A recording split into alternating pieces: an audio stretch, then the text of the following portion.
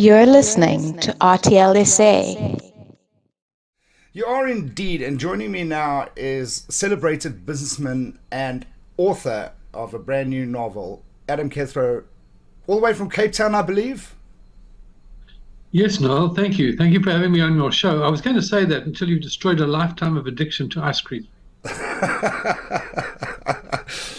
I find that very hard to believe, and I actually want to do a little bit of research into it myself because it does sound a bit ridiculous, doesn't it? It does, but perhaps it's just as well. So I've eaten a lifetime of ice cream as well. Adam, obviously, I'm very excited and glad that you are able to join us in light of the fact that we are dealing with stage 6 load shedding at the moment. I wasn't sure whether or not your schedule would allow the actual show to happen. So far, so good. I have an inverter and it seems to be holding up. Okay. What's it like in Cape Town? Is it how many hours a day are you dealing with load shedding at the moment and things like that? Well, I'm very happy to tell you that since I had an inverter installed, I don't know.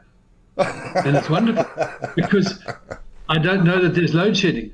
You know, I used to have a generator and you had to fire it up and service a generator and the thing made a racket and your neighbors would complain about the noise. Now I have an inverter and it stores up current and then it gives it back to me. But doesn't it only And last I've for never, doesn't normally only last for like a couple of hours? And I know, like in Johannesburg, for example, they're going for 4.5 hours at the moment at stage 6. well, I must tell you, I have not had a problem. Well, that's If it's 2 hours, 4 hours, or 6 hours, I don't have a problem, that's which is incredible. quite wonderful. No, that's incredible, Yeah. and good on you. I'm starting to consider it myself now. I'm thinking because obviously with the situation we're in, there's certain shows that I'm not able to do and certain content that I'm not allowed or able to deliver because of it. It's really frustrating, and I don't think it's going to get any better.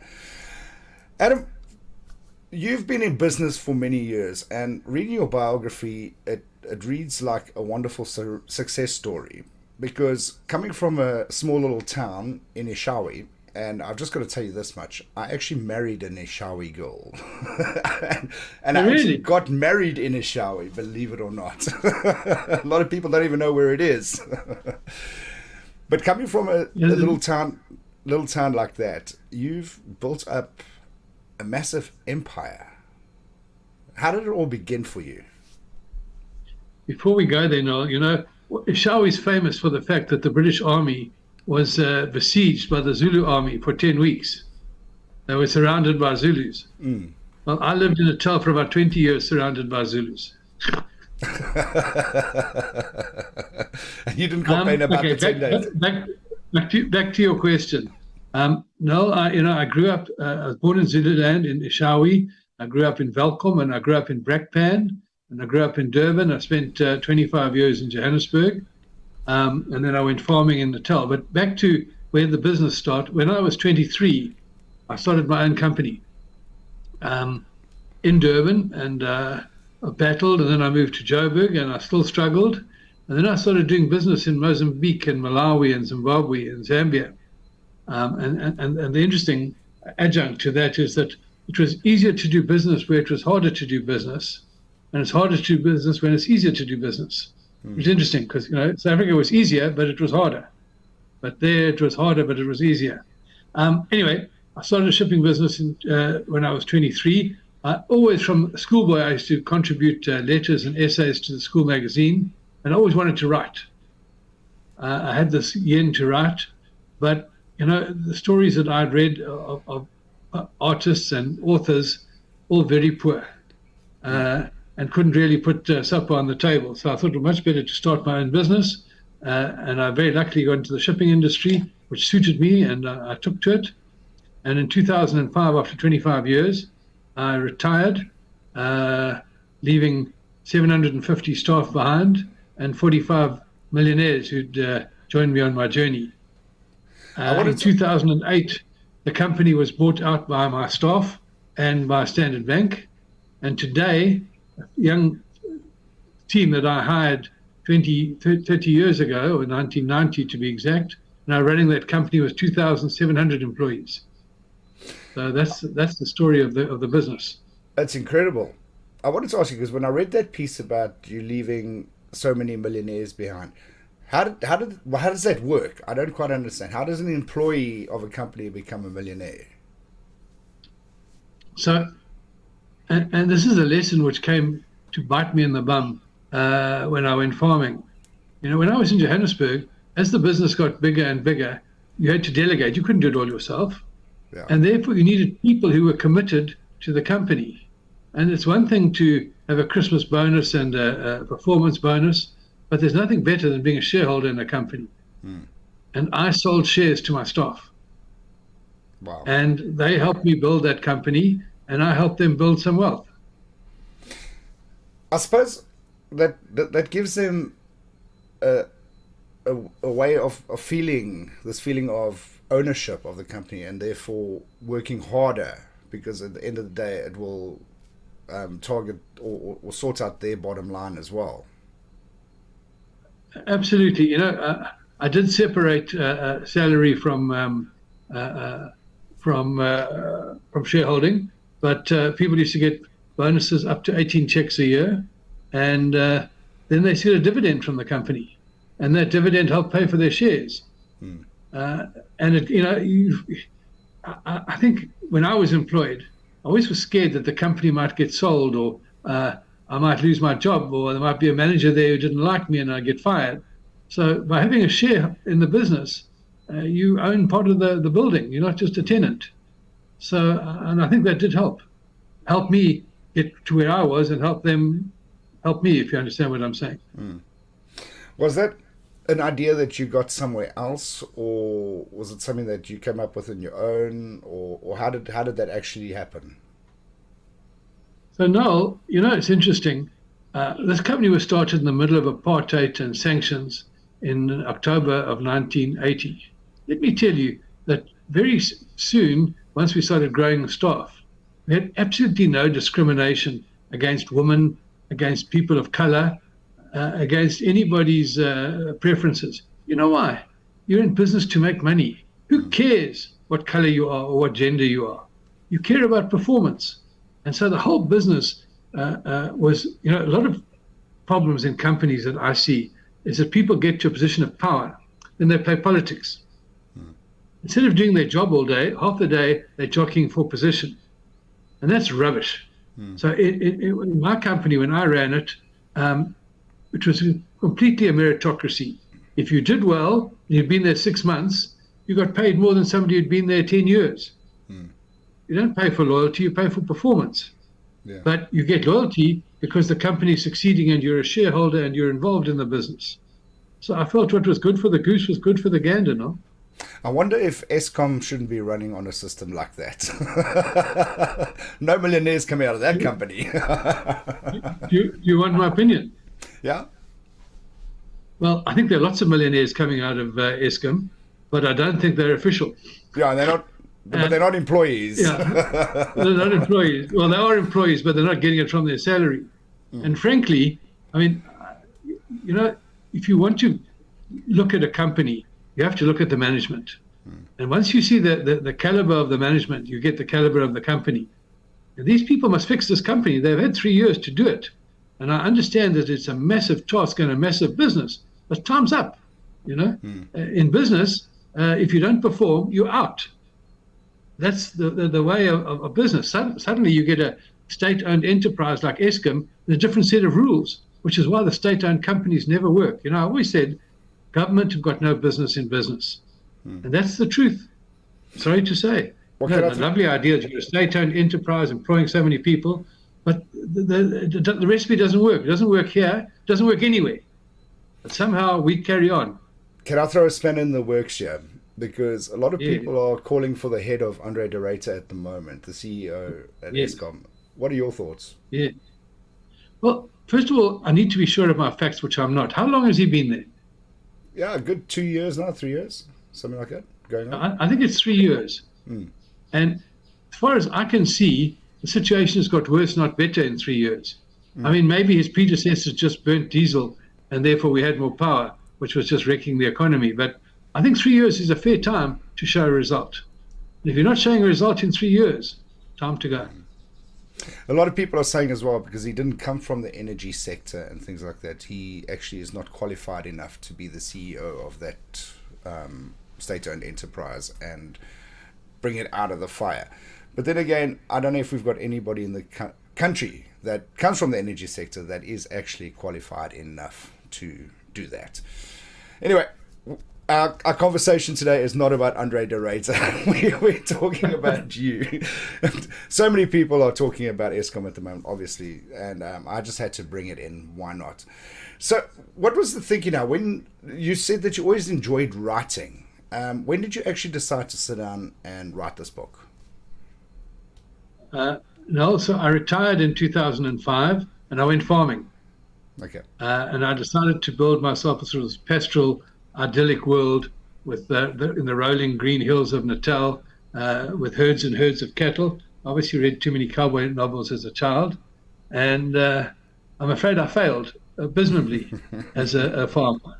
And after owning a farm for 28 years, I got out of that, sold out in 2015, and then moved to Cape Town and started the writing project that I always wanted to do. And really, I had three sort of ideas in mind. One was a business manual to try and share some of the things I'd learned in my 30 years in business. And the other one was an autobiography to describe those kind of wild times in the closing decades of the 20th century. You know, sanctions and Zimbabwe, Zambia, Tanzania, it was quite wild. And then I thought, let me write a novel. When I was about 20 years ago, I read a book called The Power of One by Bryce Courtney, which is a story of a young boy growing up in South Africa, and I loved that. So what I've done is I've combined autobiography with fiction, with a bit of business ideas, and made it into a novel. People say it reads like a Wilbur Smith novel. I don't know. You know, when you write something, and this is the first book I've written, you're no judge. You know, you're a writing virgin. You don't know what it's like or what it's like. But so far, it seems to be selling very well, and sold out in a few bookstores, and number 6 in exclusive books. So hopefully, it's going to get traction. Because I want to do 3 books. The one before this, from my age of 7 to 17, and then a book of my experience in the Natal Midlands. But this one is, you know, from 17 to 50 is probably the most active time of your life, full of skop, skit, and donner. So I hope that this will create the traction for my 3 books.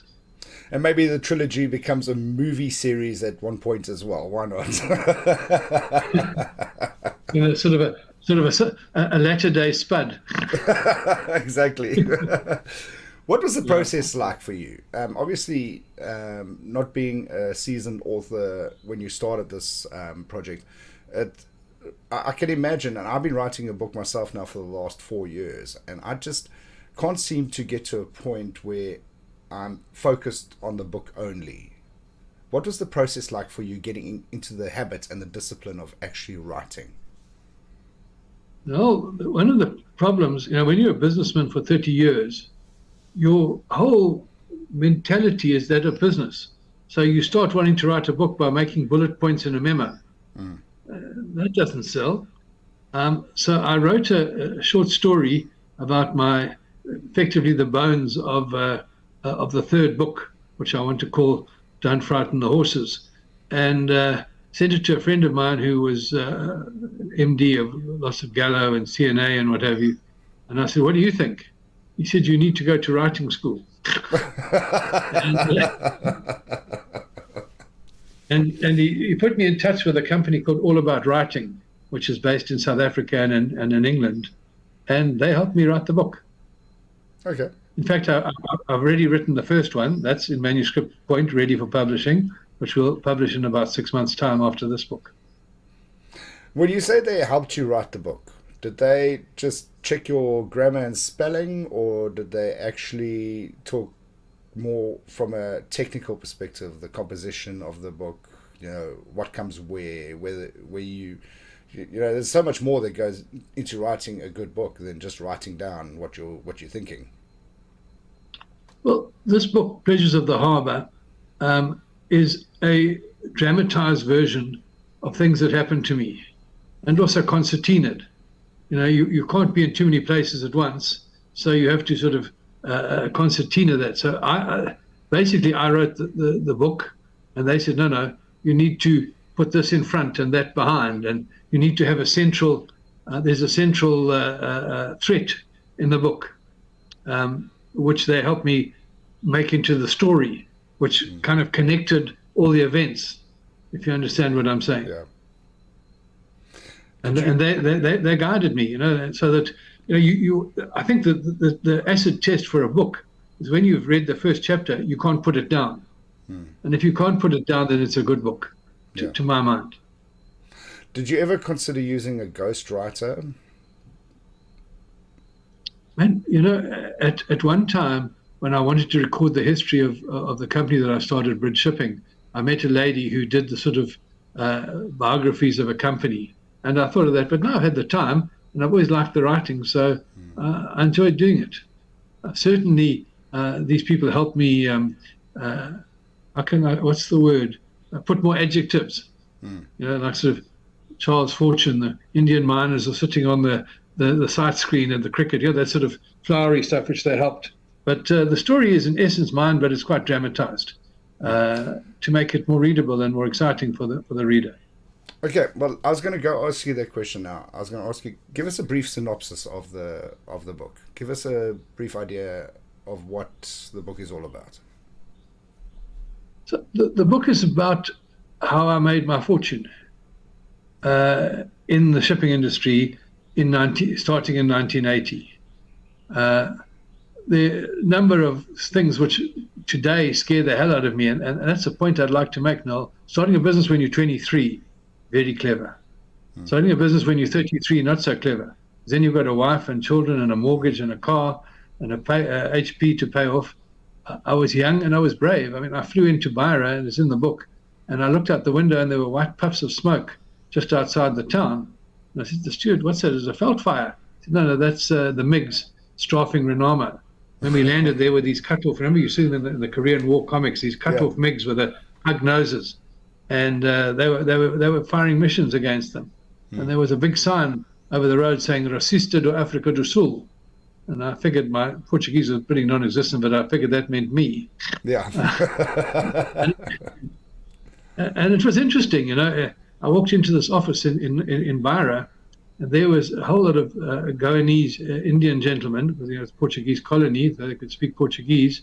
And the owner had run away. This is 5 years after the Portuguese Revolution and the independence of Mozambique, and these guys were left behind, and there they were in their suits with their typewriters and their bander machines and no business. Came to work every day, obviously got paid somehow, and we worked together. It was like walking back in time.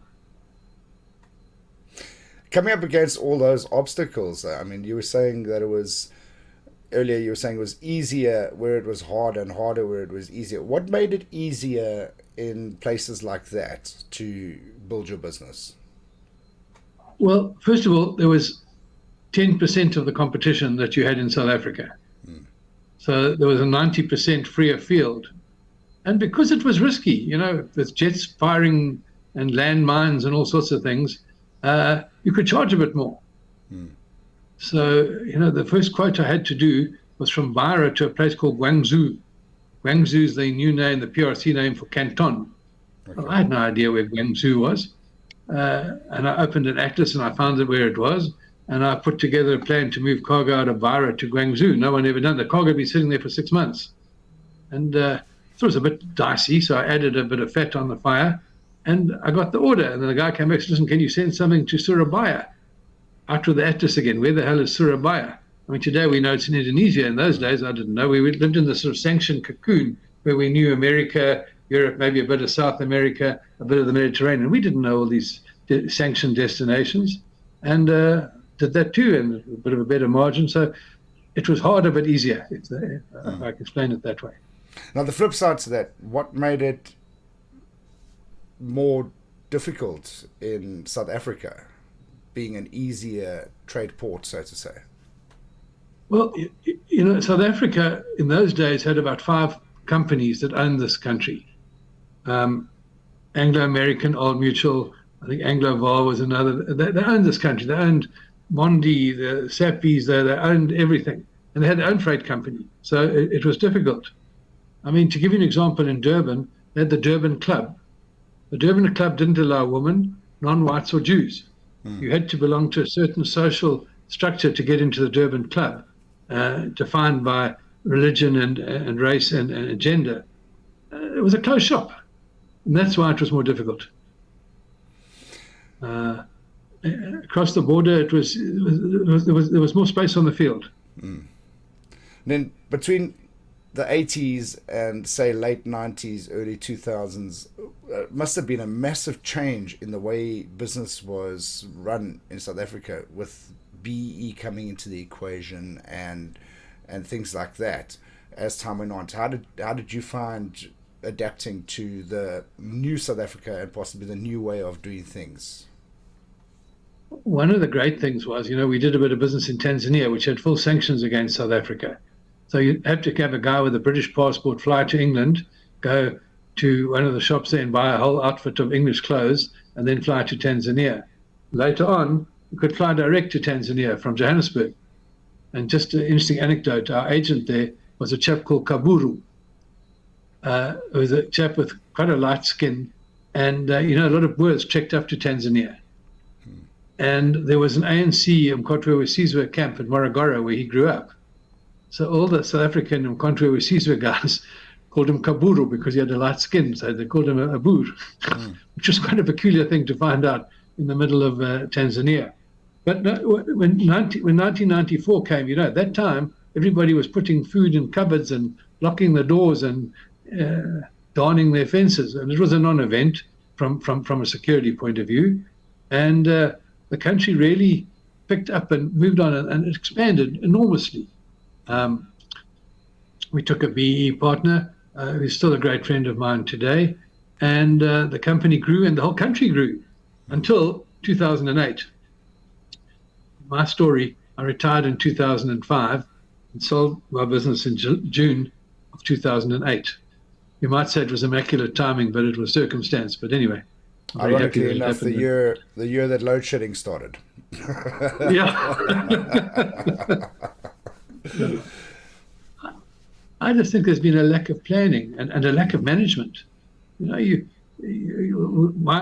motto in the business when we were running it was, "We make it happen." And you talked about somebody with the knowledge of the electricity business. Well, I ran a business with a 2 billion rand turnover, but I wasn't an accountant. I hired an accountant, and the accountant did the numbers and the cash flows and the management. I'm sure in a company like Eskom, there's a chief operating officer who is an engineer, and he can do that stuff. You just have to make it all come together and happen. Anyway, I've gone off the subject again. No, what you're saying is so true. It's putting the right people in the right place for the better of the business. No, that's exactly it. And it comes back to why did I have shareholders? I wanted them to have a part of the action and help me, help them. And that's what happened. And it worked.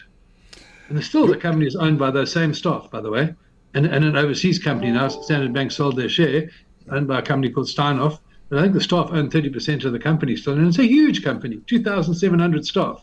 Yeah. And the guys they're in that business. That's their business. The Dutch company that bought 70%, whatever it is, they leave it to them, and they've done so well. Your books, you've got one out of 3 planned books. So yeah. The question I want to ask you now, just as we head towards closing, what are your plans for the next decade or so?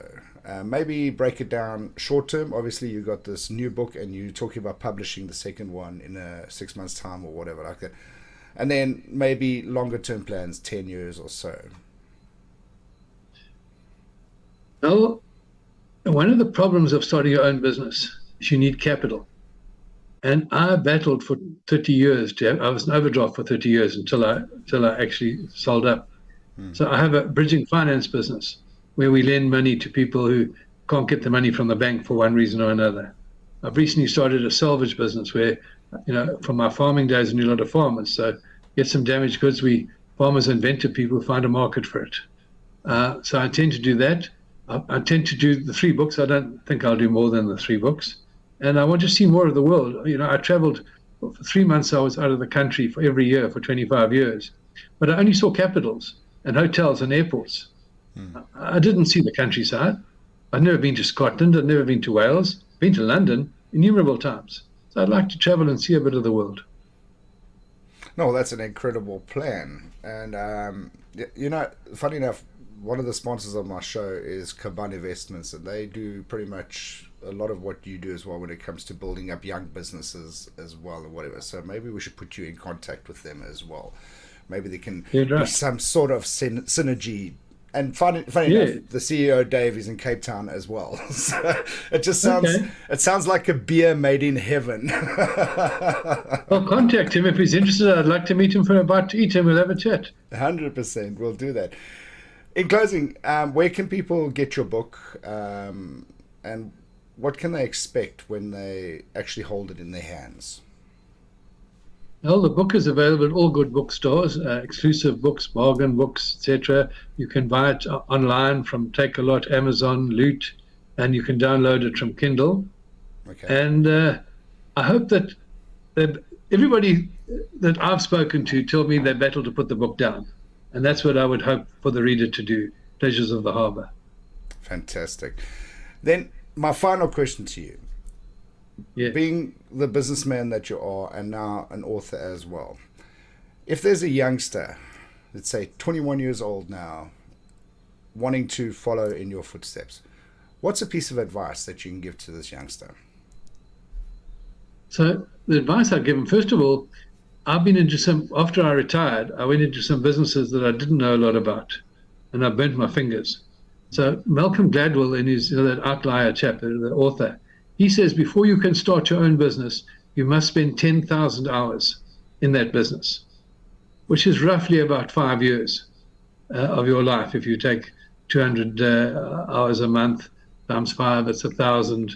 You can do it in 5 years.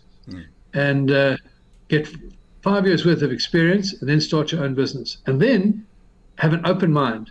When I started my business, I decided that I would do this part of the market and not that part of the market. I ended up doing exactly the parts that I said I wasn't going to do. And that became the mainstay of my business. So you have to be flexible and you have to have tunnel vision. You start and you know where you're going and you don't look left or right. You put your head down and you go. I wouldn't watch thoughtful movies or read thought-provoking books because they would interfere with my determination for the first couple of years anyway. And you just have to be determined and know you're right and keep pushing. Because it's difficult in the beginning. Big companies don't start young grassroots companies, they buy them. So to start, because the starting is so difficult. But if you put your head down and you're good at what you do and you're sincere, you go for it and you get there. That's some excellent advice. Adam, thank you so much for joining us on the show today, and all the best with your endeavors, with your writing and traveling the world and other businesses that you started. And we look forward to hearing more of your success going forward. Well, thank you very much for having me on your show. I enjoyed chatting to you. Thank you. You're listening to RTL SA.